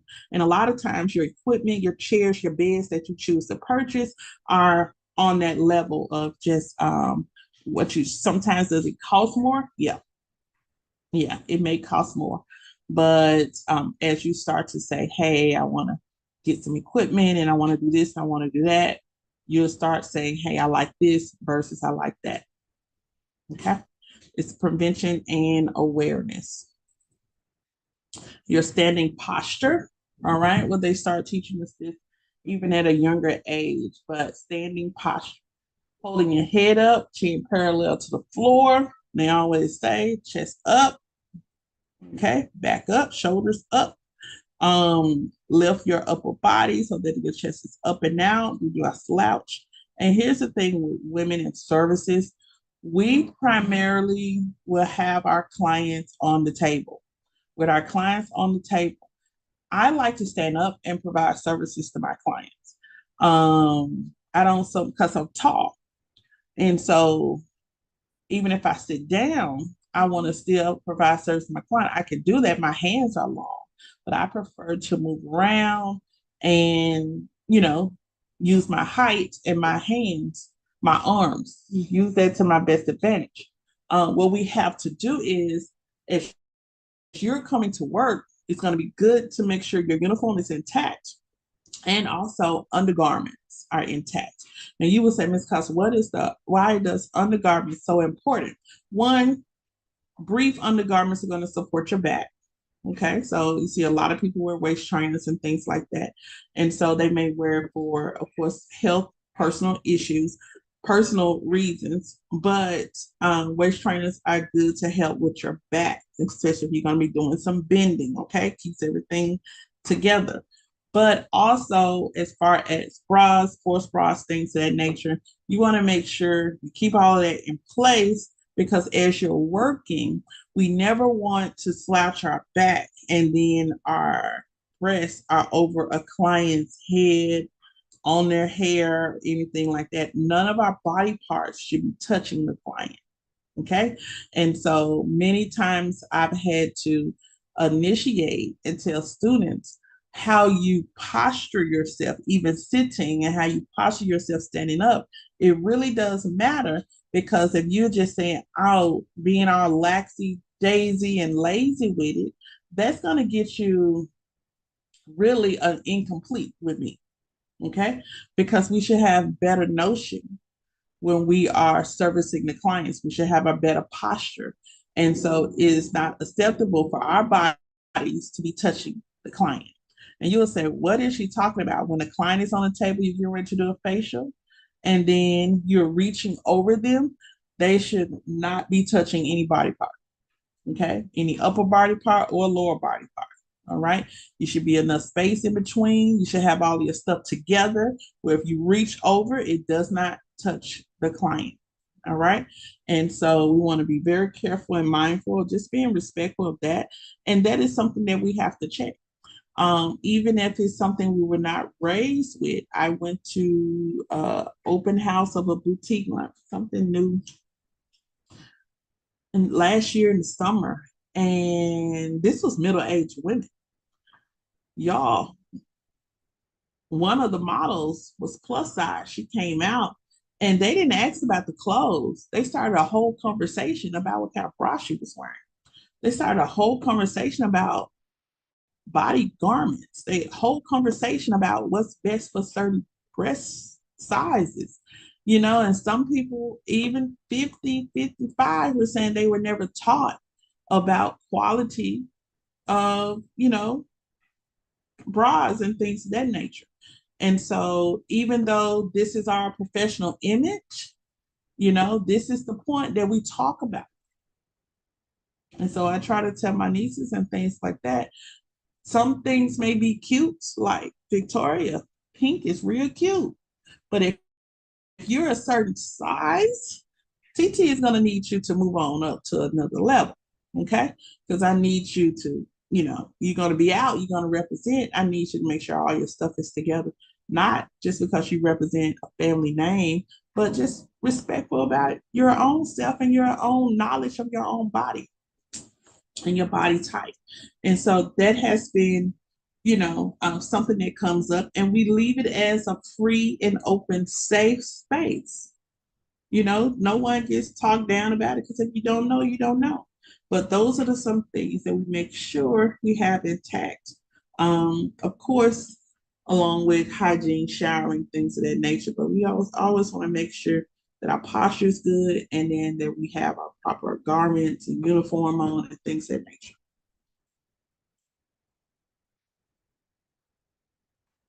If you're not standing with your, spine straight over a period of time, you could end your career sooner than later because you didn't take care of, you know, your back issues or any prior issues that you may have had with nerves and things of that nature. So pay attention to those little things, those little pains. You want to get that checked out because you want to enhance the life of your career. All right.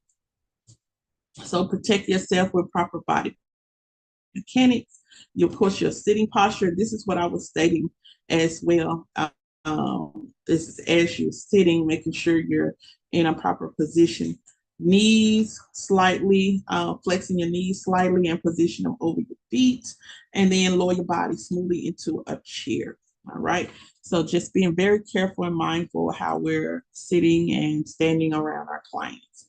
Um, it just helps. The more that you work in the treatment room, the better you get. Okay.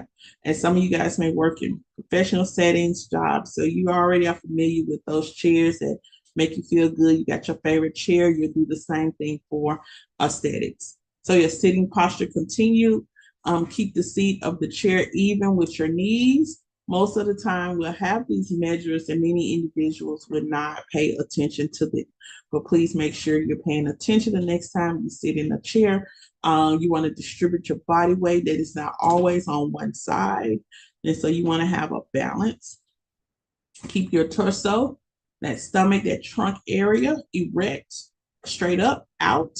Make sure the desks are at the correct height so that the upper and lower parts of the arms are at the right angle. Okay. So not even just this is like if you're taller, like I'm taller, I can't do really short furniture that's just too low to the ground because I'm be like, okay, uh, I got a rock to get up out of here. Okay.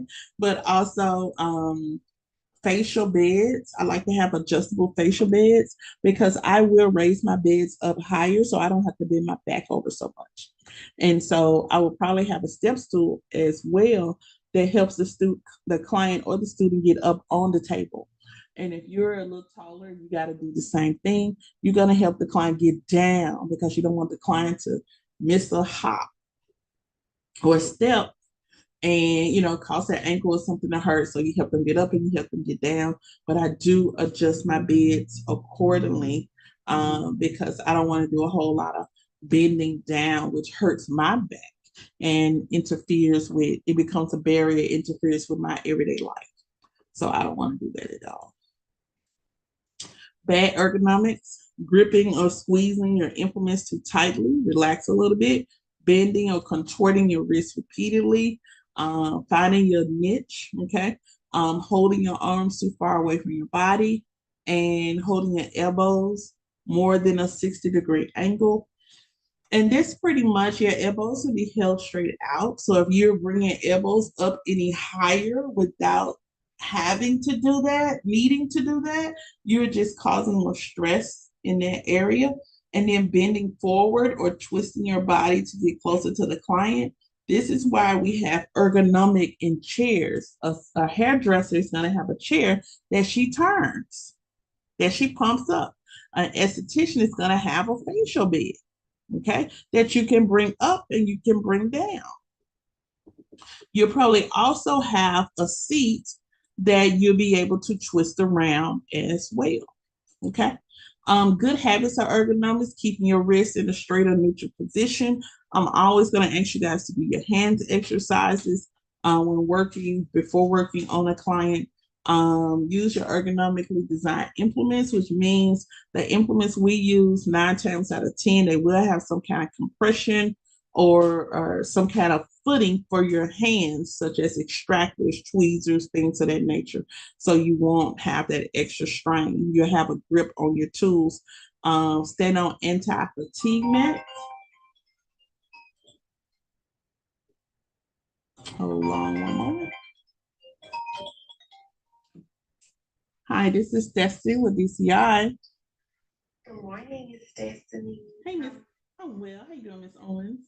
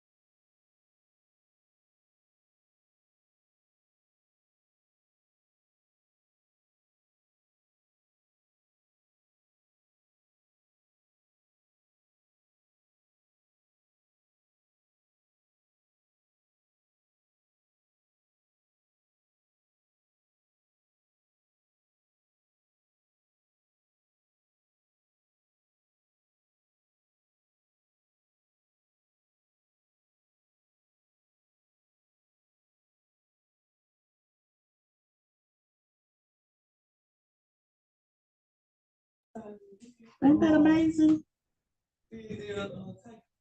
Okay. I like that. I like it. All right, guys. Thank you. Of course, it's Monday morning and calls are coming all the way around. So thank you for your patience. I'm gonna make it up to you. I swear for cheese and crackers, I'm gonna make it up to you. Okay. So just going over some good ergonomics. Of course, the best implements. Most of the time, I say we don't know that until we go out there and see what's out there. You got to put your hands on stuff. You got to try stuff. There'll be tons of companies that's going to try to sell you tweezers and dermaplane kits and all kind of stuff, blackhead kits and all kind of stuff. Look, you have to choose the best for you, and it's not necessarily the most expensive, not necessarily the cheapest as well.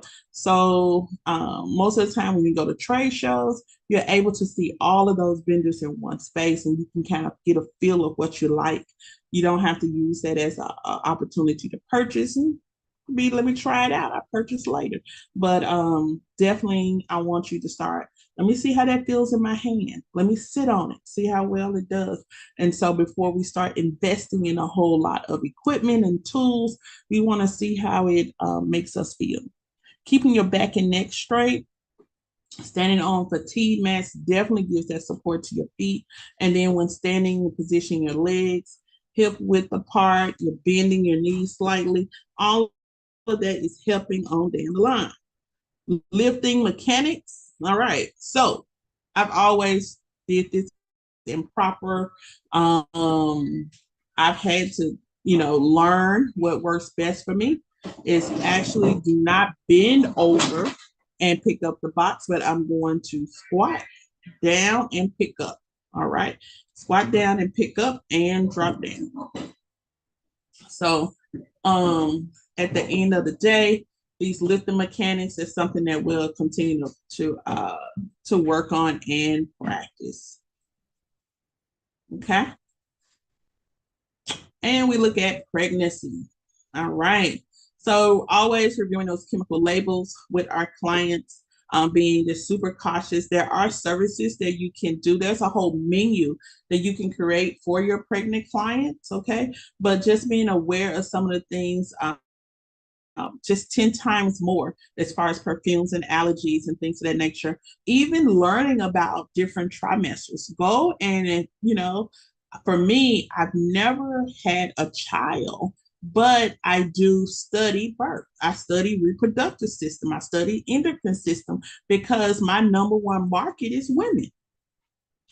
And whatever goes on with a woman or a woman's body has totally, I'm connected to it. So I want to be educated enough to take care of the business as it relates to, taking care and servicing my client, even if they're pregnant or not pregnant. So spraying, being cautious how you spray or what you spray, wearing your gloves, doing any chemical process, including the cleaning. You don't want to bring any additional bacteria in. Take care of just any form of aspects of whatever they're. I'm washing the bowls. I'm washing the bed, wiping the beds down. I'm washing my hands frequently. I'm just making sure everything is taken care of.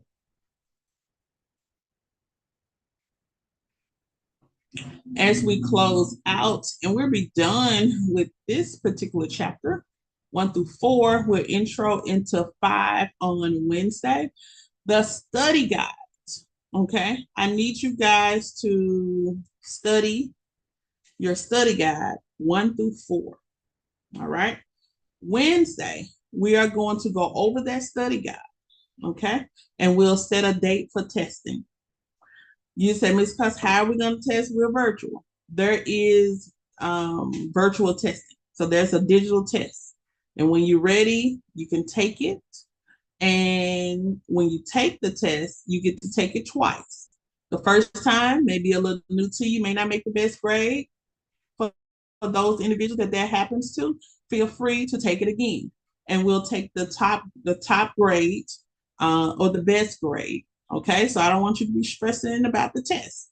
You're going to click the link. You're going to take the exam. All right, and this pretty much is multiple choice, one A, B, C, and D type thing. So get ready. I just want you to study exam. And Wednesday, we're going to go over the study guide 1 through 4, and we're going to jump into 5. Now, 5 is that sanitation and hygiene. We're going to be on that, and we got to have our ears.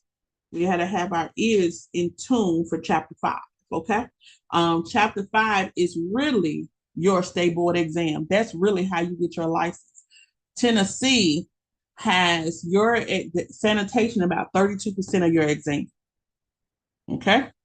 So when you look at Ms. Costa, what we're going to be tested on to get our license, a little makeup, facials, a little massage, a whole lot of sanitation, and a little hair removal. That's it. And a whole lot of sanitation. So sanitation, once we hit it this week, chapter 5, you're going to see sanitation every week because it's just getting you ready. And I want you to be familiar with it when you get over to test taking. Okay. That's gonna be it for us. We really went on down to 12, almost 12. We've had a great day. Got a little bit of natural hair where we talked about consultation that helped y'all out a little bit. And then we went over to 4, did our summary review. And now Wednesday, we're gonna jump in with our study guides 1 through 4. I want you to take note. All right. I want you to take note. Just go back through chapter 4. If you see the terms, study the terms, check-in questions, study the check-in questions, go back through this slide review. If you have any questions, everything you need is at your fingertips, okay? I'll see you guys Wednesday. If you need anything, email me. And I said email me simply because sometimes, guys, I may not give the attention to the text messages. And I'm Googling out, okay? Sometimes I don't have the memory and it may push back messages. And so I want you to send an email that myself and Miss Richardson can start working on it.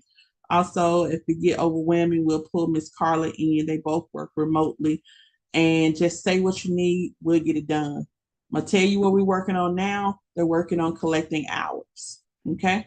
They're working on tuition payments and hours. So we're working on your hour review and we'll get that shot over to you this week. Okay. Any questions? Give me a call. Until next time, I love you guys. Be safe. And I'll see you Wednesday morning. Okay. Be blessed. And if we got class tonight, so if you want to jump in tonight we're on closing out chapter 13 for that aesthetics class. That's chemical peels and stuff. And they're preparing for their tests as well. So may not be a whole lot, but if you want to jump in, feel free to jump in. I see you guys later. Have a blessed